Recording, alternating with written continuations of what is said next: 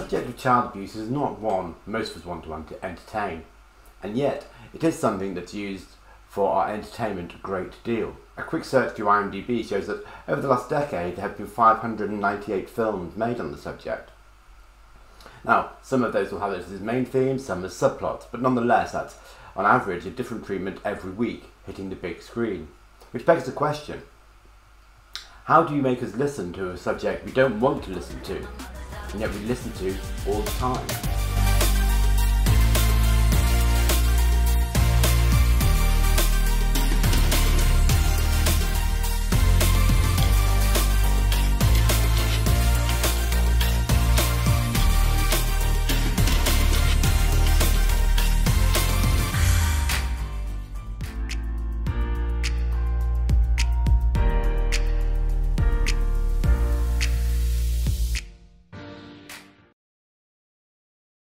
The National Theatre continues its support of new writing with Dixon and Daughters, a harrowing play on the subject of child abuse and its long-term effect on the family unit.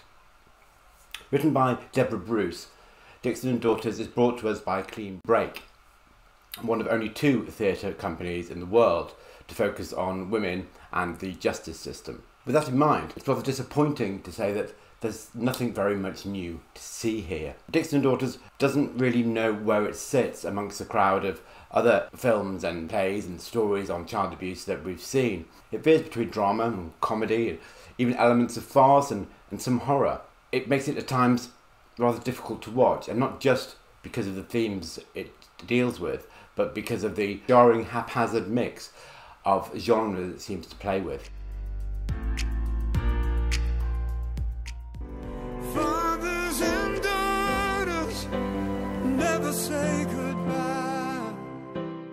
Dixon in Dixon and Daughters may refer to the now deceased abusive father, although we can't be sure because the name is never used, which makes it rather odd for a title.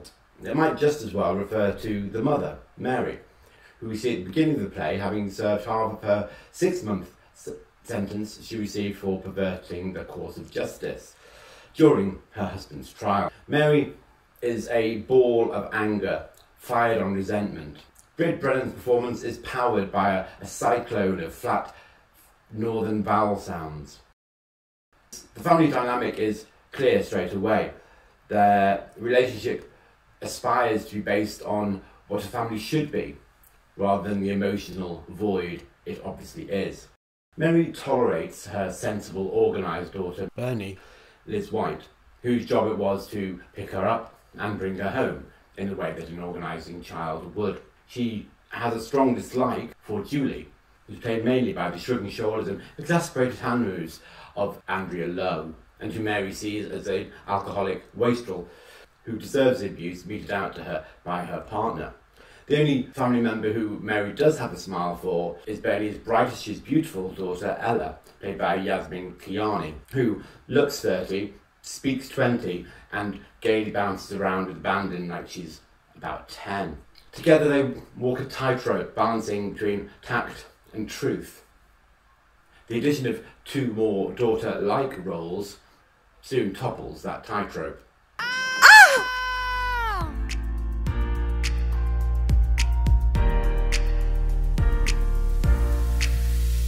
Mary has saved her real vitriol for stepdaughter Tina Alison Fitzjohn. As her husband's accuser, she holds Tina solely responsible for the graffiti of pedo on her husband's grave and, of course, for her own prison sentence. This is where the tone begins to jar for me.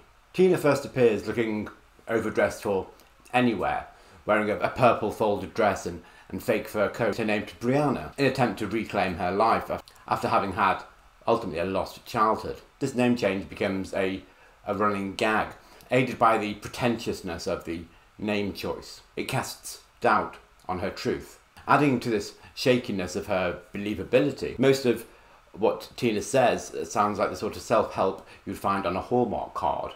Her conversations about forgiveness have the tone of an American TV evangelist.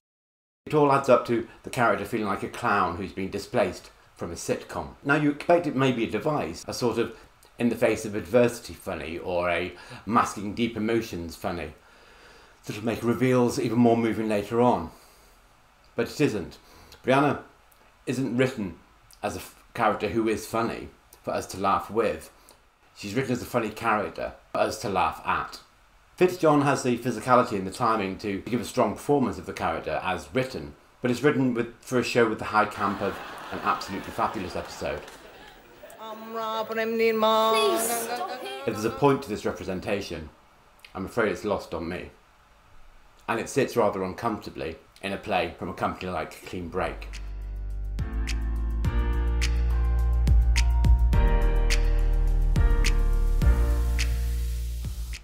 The final daughter isn't a daughter at all.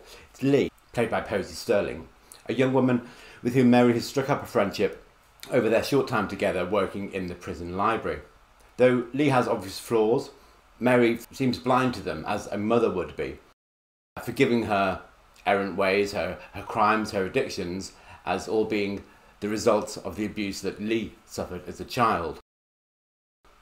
The irony isn't lost. It's hard to believe there's an intensity to this relationship where it has no base.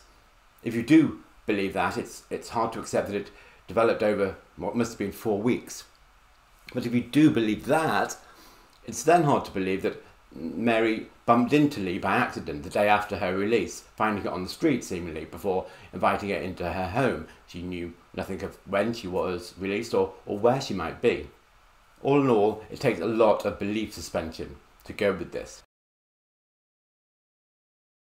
As Mary offers Lee her bed, which she's just refused to her daughter Julie, also homeless and also an addict, it's clear that Lee's role is to illustrate the contradictory parallels. But once that has been done, and it's painted pretty clear, Lee's purpose is diminished. With nothing else to do, and she becomes the fool with Tourette's to Mary's Leah with a northern twang. She's constantly interrupting with swear-laden inappropriateness. Again, nothing against the performance here. Sterling has an acerbic wit and acid tongue that leaves us laughing in the aisles. She just has no place here and nothing to do.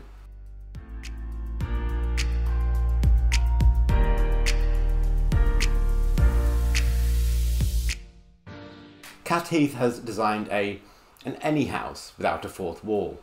The sort that could be owned, lived in by any family, in any suburb, in any part of England. It just happens to be the north here. It's only when you start to look a little closer that it becomes a bit off kilter.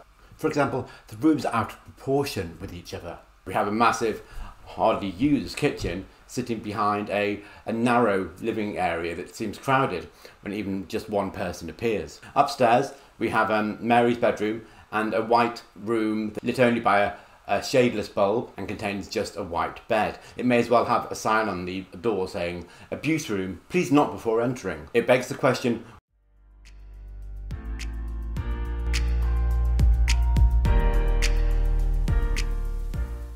characters don't stay where they are for long. They run around in and out of doors and rooms in a manner that would make Brian Ricks blush.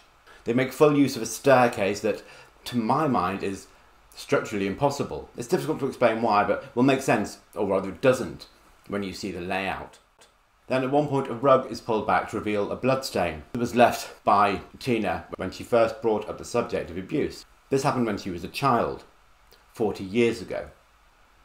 The implication being that the carpet, the stain, and even the rug laying on top of it have remained in place for 4 decades. Perhaps they didn't use the living room that often because of the spacious kitchen. Or perhaps they couldn't use the spacious kitchen because that was being taken up by the spare bedrooms.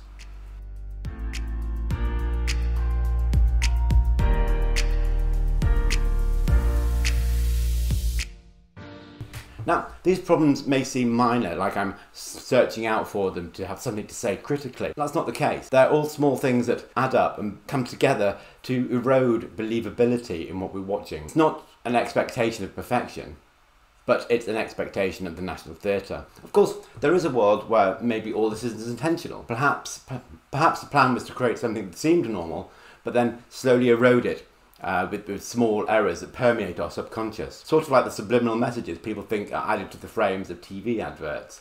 They're not. Perhaps this is also the reason for the problems in writing.